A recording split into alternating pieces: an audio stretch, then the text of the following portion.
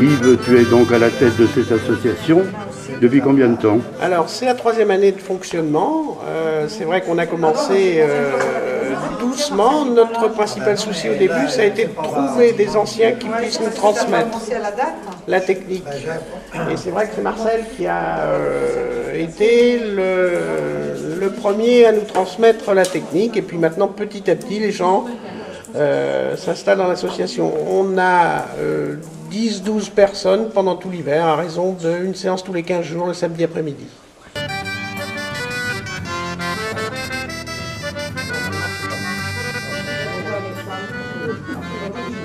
Alors Yves, en définitive, l'osier se travaille à partir de quelle époque?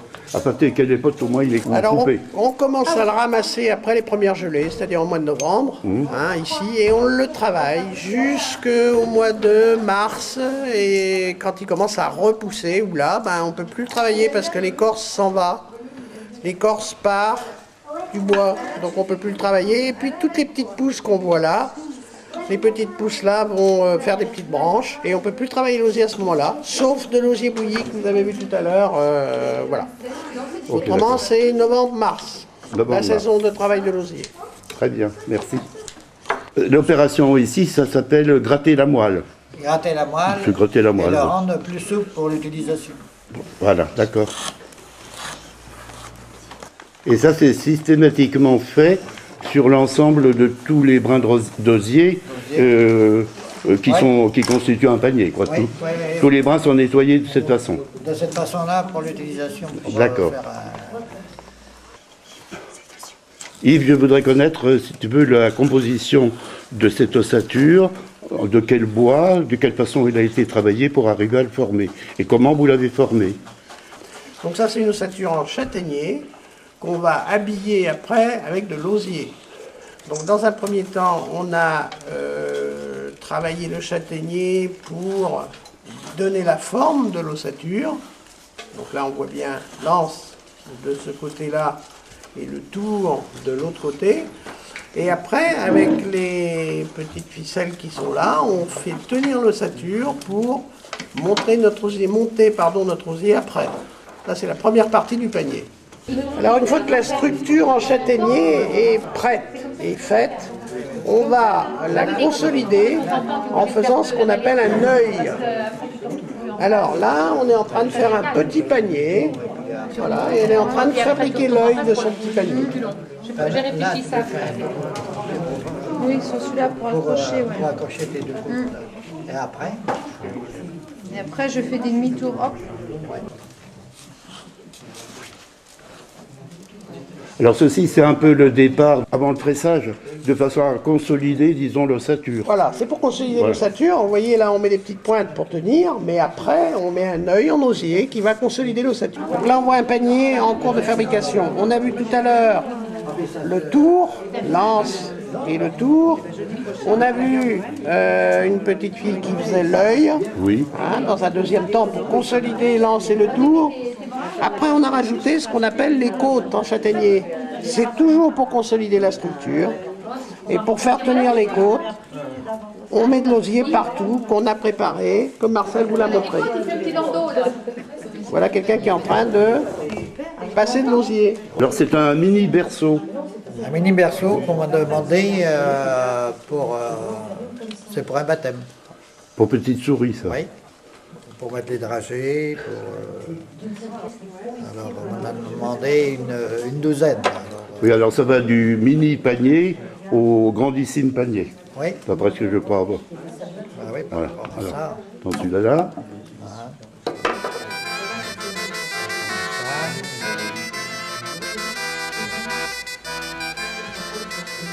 Voilà, on est en train de tresser le panier. Donc le principe, c'est passer dessous, dessus et surtout bien serré.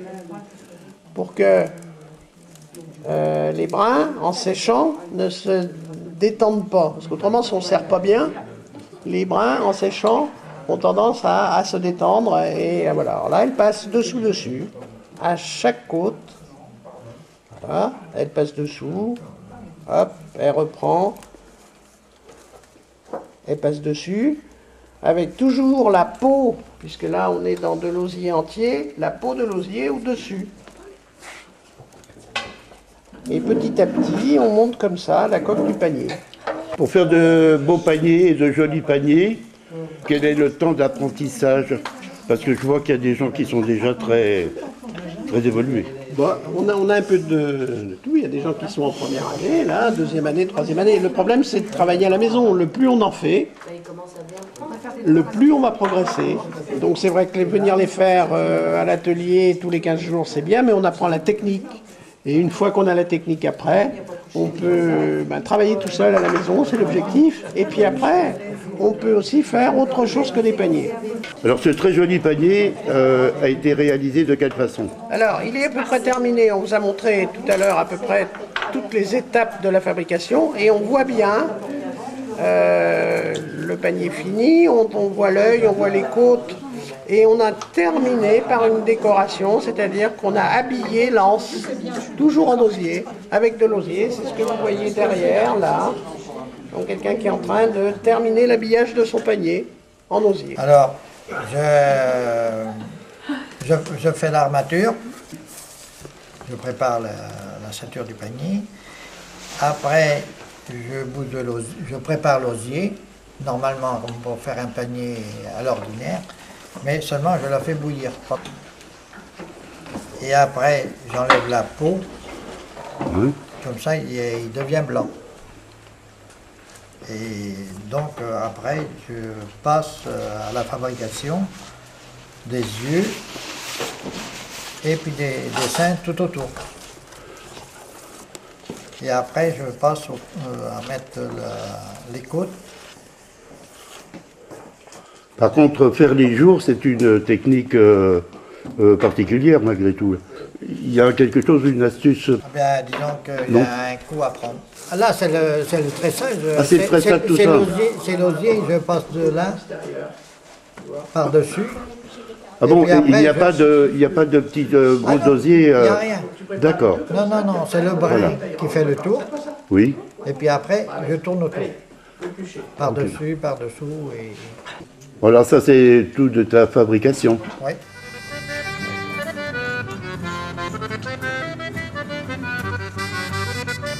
C'est le dernier modèle. Bon, alors ces brins d'osier que tu as en main en ce moment ont été travaillés et ont été chauffés, etc. et prêts à être montés sur un panier maintenant. Oui. Bon, peux-tu m'expliquer, disons, comment ça s'est passé? Oui, ben là entre la cueillette et puis le... On fait la cueillette, ouais. Et puis là, ben, on le fend par brin. Et puis après, on le fait bouillir pendant 20 minutes, comme je disais tout à l'heure, avant l'utilisation. Voilà. Ça, c'est pour un petit panier. Ça, c'est pour un plus grand. Est-ce que la grosseur des brins intervient dans la construction des paniers? Oui, oui. Bon. Parce qu'avec des gros grains, on peut faire des grands paniers. Enfin des... Bah, disons, avec un gros brin, on fait un grand panier, qu'avec un gros grain, on ne va pas faire un petit panier. C'est ça. C'est pour ça, moi je fais ça pour faire ça éventuellement. Moi j'ai un brailleur, chez nous, c'est bon. Ça, c'est pas avec des petits brins, ça, oui. Oui, avec ces petits brins-là, j'arrive à faire ça. Alors c'est ça le fameux petit berceau. Oui. Très bien, merci. Donc en plus des paniers classiques, il y a d'autres paniers, disons, spéciaux, si on peut dire, et qui peuvent s'apparenter à une qualité, disons, plus agréable au niveau de l'œil et au niveau de l'utilisation, peut-être. Alors, quand on a acquis la technique, on peut aller vers de l'artistique plus. On voit un petit panier à fleurs, on voit un présentoir pour les légumes, ou on peut mettre des pommes, des oranges, des fruits. Voilà, une façon d'utiliser aussi tout ce que nous donne la nature, une vieille racine, du lierre. On peut aller aussi vers ce qu'on appelle une cajole. C'est un outil pour ramasser les pommes qu'on plante dans la terre, par exemple. Les paniers anciens qu'on connaissait pour aller au marché, mettre les œufs ou mettre les lapins et les canards. Alors ensuite, tous les petits paniers élégants qui sont en bout. Toutes les tailles, on va jusqu'au berceau. Ceux-là sont déjà vernissés. Alors, un petit coup de vernis dessus pour les conserver. Donc là, on a toutes les tailles et toutes les formes. Des petits, des moyens, un très grand, plus loin, celui-ci là. Voilà. C'est très joli. Il est très joli. Et la couleur. C'est plutôt pour quand on finit le brin. Oui, ça me Oui, ça je veux bien croire. C'est Tu viens de la région parisienne? pas que je prends ta place. Non, non, mais je voulais surtout voir comment ça se passe. On va voir comment ça se passe.